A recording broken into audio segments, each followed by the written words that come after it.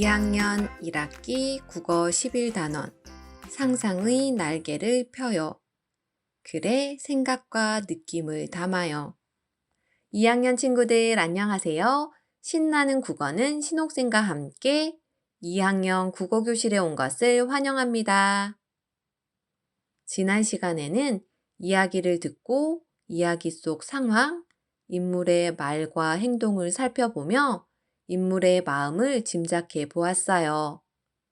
인물의 마음을 생각하며 인물에게 하고 싶은 말도 전해 보았습니다. 이번 시간에는 이야기에 대한 생각과 느낌을 글로 써보도록 하겠습니다. 그 이야기에 나오는 인물을 떠올려 인물 카드를 만들어 보고 이야기의 한 장면으로 역할놀이도 해보겠습니다. 최근에 여러분이 읽은 책 중에 어떤 책이 가장 인상적이었나요? 저는 돼지 책이 참 재밌었어요. 그 책은 어떤 내용인가요?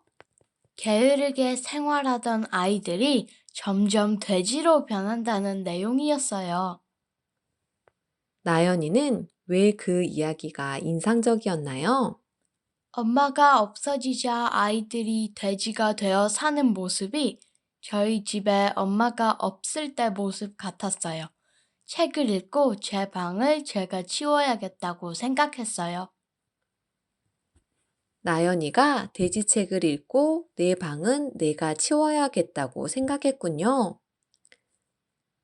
이렇게 우리는 책을 읽고 우리의 생각과 느낌을 표현할 수 있어요. 이번 시간에는 그런 생각과 느낌을 놓치지 않고 글로 써보도록 하겠습니다. 여기 토끼와 자라를 읽고 쓴 글이 있어요. 다 함께 들어볼까요? 아침에 보성이가 토끼와 자라를 읽고 있었다. 깔깔 웃기도 하는 것을 보니 무척 재밌어 보였다.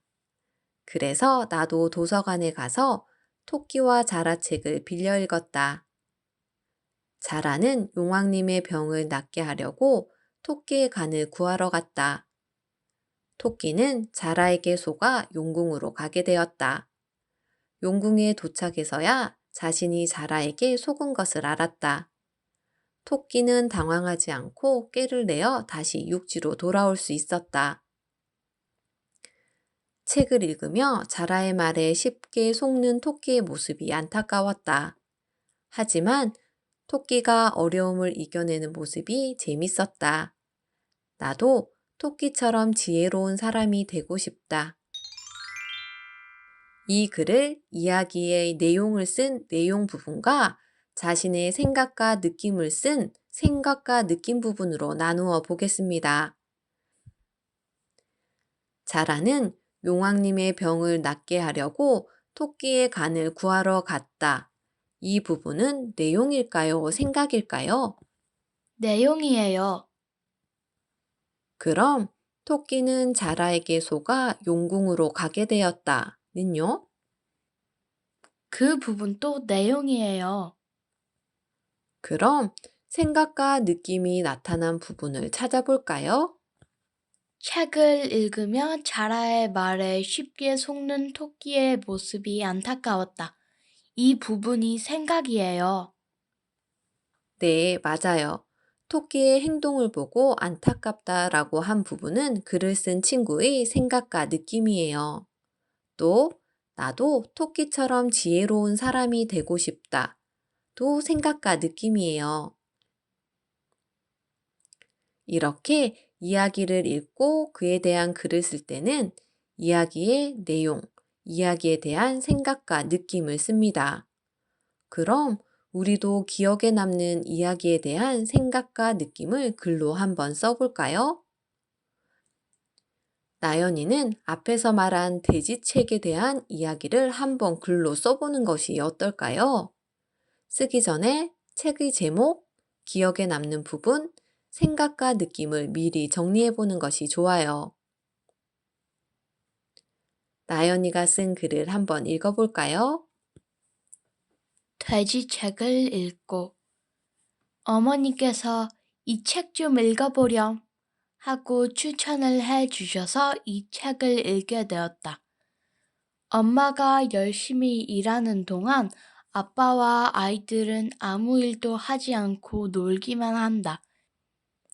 그러다가 어느 날 엄마가 집을 나가고 아빠와 아이들만 남게 된다. 그리고 점점 돼지로 변한다. 엄마가 돌아온다. 엄마가 돌아온 후에는 다 같이 집안일을 나누어 한다. 책 속에 나오는 가족이 우리 가족 같아서 안타까웠다. 엄마가 없으면 우리 집도 돼지 우리처럼 될 것 같다. 이 책을 읽고 돼지로 변하기 전에 내 방은 내가 치워야겠다고 결심했다. 네, 이 글도 내용과 생각과 느낌으로 나누어 볼까요? 내용을 쓴 부분은 엄마가 열심히 일하는 동안 아빠와 아이들은 아무것도 하지 않고 놀기만 한다. 그리고 어느 날 엄마가 집을 나가고 아빠와 아이들만 남게 된다. 그리고 점점 돼지로 변한다. 엄마가 돌아온다. 엄마가 돌아온 후에 다 같이 집안일을 나누어 한다. 입니다. 나연이의 생각과 느낌이 들어있는 부분은 어디인가요?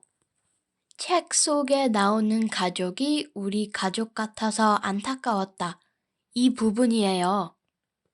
또 돼지로 변하기 전에 내 방은 내가 치워야겠다고 결심했다. 이 부분도 나연이의 생각이 잘 드러나 있어요.